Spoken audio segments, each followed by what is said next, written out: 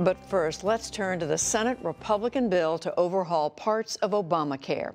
The Senate may be in recess this week, but Majority Leader Mitch McConnell is working behind the scenes to craft a bill that will appeal to enough Republican votes to pass. One of the key stumbling blocks, the provision to cut Medicaid spending by more than $770 billion over 10 years. That has sparked serious concern among many governors, among other reasons, over what it could mean for opioid abuse treatment and related health needs. The Medicaid expansion under the Affordable Care Act provided new coverage to many. Reportedly, Senator McConnell has been considering a $45 billion fund to deal with opioid abuse. New Hampshire is one state that's dealing with a crisis. It has the second highest rate of opioid deaths relative to its population. I spoke with the state's Republican governor, Christopher Sununu, a short time ago, and started by asking him why he does not support the current Republican Senate proposal. Well, I think it's important to start off by understanding that Obamacare has failed. It is not sustainable. It's not affordable. Specifically here in New Hampshire, the healthcare exchange is really on the brink. We're looking at upwards of 40% cost increases to individuals. That's just not affordable to anyone. So I do applaud the Senate and the House's efforts and the Trump administration's efforts to really take Obamacare as a reform that has to happen. That being said, what they're really doing here is they're kind of conflating two issues. They're looking at Medicaid, traditional Medicaid entitlement reform, which absolutely has to be a viable discussion in Congress, and Obamacare reform, and they're really putting the two together. That's the end result there. The cost implications, if you will, are really drastic to the state of New Hampshire. You're looking at over $1.5 billion at best over the next 10 years. That's just not a challenge for us in the state. It's not practical. It's just not practical at all. We have no sales tax. We have no income tax. We don't have the taxes to raise, nor would we ever want to, like other states do. So we have to find a better solution there. So I commend them for taking up the challenge. But right now, as it sits, this Senate plan is not a viable solution for this state. So, Governor, specifically with regard to the opioid use crisis in your state of New Hampshire, what would this bill, this proposal mean for that? Well, you know, we have been on kind of ground zero, if you will, for the opioid crisis. We have one of the fastest growing economies, one of the best qualities of life. Because we're a small state, that allows us to be very innovative in our approach. And so we've been able to sustain great success in the state in spite of the opioid crisis. But part of that, when you look at whether it's Medicaid expansion or other programs that have allowed individuals to get care, recovery services, medical care that they otherwise may not have would have been able to receive, that's been a big boon for our state. It's been a big boost for those individuals and allowed those doors to be open to them in ways that otherwise it wouldn't have. So when you look at both the cost implications, how Medicaid expansion right now, as is proposed to be widowed down, if you will, over the next few years, again, those costs are real severe, and there's, again, something that just isn't practical for the state of New Hampshire. What would it mean to the program that you have in place now in New Hampshire?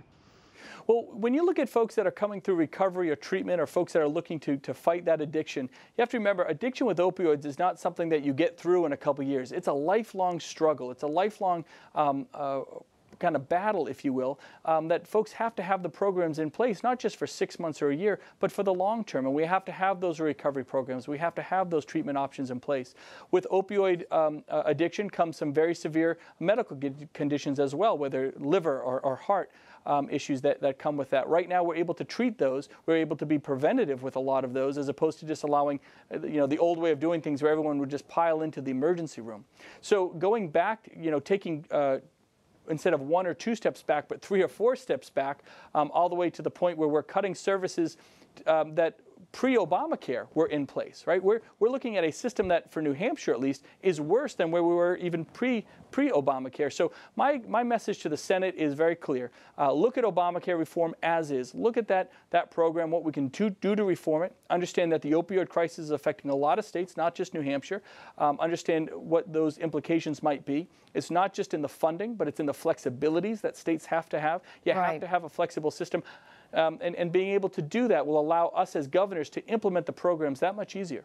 Now, it's been reported, as I think you know, that the Senate Majority Leader Mitch McConnell is looking at possibly adding something like $45 billion to deal with opioid abuse around the country over a period of years. Would that make a difference? When you look at $45 billion to deal with the opioid crisis, absolutely that's going to make a difference. There's no doubt about it. If it's money going in to kind of, hopefully get votes in this Senate bill, that's a different issue. I'm not going to sign on to that, but there's no doubt that more resources would help this crisis. It allows recovery centers to have more longer-term programs, open up treatment options. We can break down some of the permitting process to get more of those beds open for individuals, peer-to-peer recovery services. We've been able to be very, very innovative here in New Hampshire, really on the cutting edge, and that's how we've been able to sustain such a growing economy, such a high quality of life in spite of the crisis. We don't want to start throwing a wrench in those gears right now and slow down the incredible progress we've been able to make in New Hampshire. I ask you about that money because specifically other governors, I know John Kasich of Ohio and others who have an opioid crisis in their own states have said that's just not enough money to make a difference over a long number of years. Well, as I said earlier, this is something that is not going to get solved in the next couple of years. It is going to be a lifetime issue for a lot of these folks. We have to have lifetime style programs in place to kind of ease them not just off of the opioids they're in, making sure they have peer-to-peer support recovery programs, making sure they can enter the workforce and hopefully get on better private insurance plans as opposed to just relying on expanded Medicaid or the health care exchange. So when you're able to create systems that work efficiently, I'm an engineer by trade. I'm all about creating an efficient system. When you're able to do that and implement that, there's a lot of savings you can have on the back end. I do believe dollars can help. There's no doubt about that. But when you look at the total implication of this Senate bill, $1.5 billion at best over the next 10 years, I don't mean to sound glib, but $45 billion here and there isn't really making the dent and really making the long-term effects that we have to be addressing as part of long-term Medicaid reform.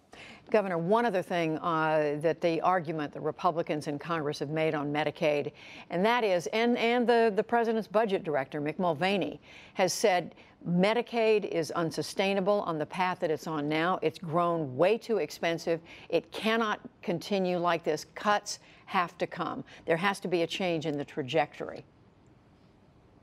Well, I would absolutely agree with that. When you look, Washington is dealing, the Senate and the House and the President are dealing with nearly $20 trillion in debt. That is real money owed to someone, and a lot of it overseas. So our spending over the last 8 years has gone completely out of control, and so they do have the challenge ahead of them of reeling that spending back in, creating more efficient systems.